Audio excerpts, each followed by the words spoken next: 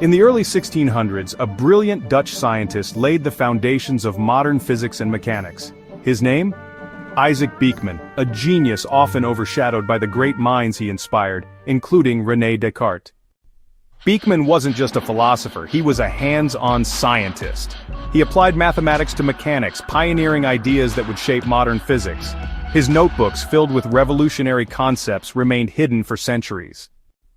In 1618, Beeckman met René Descartes, the famous philosopher and mathematician.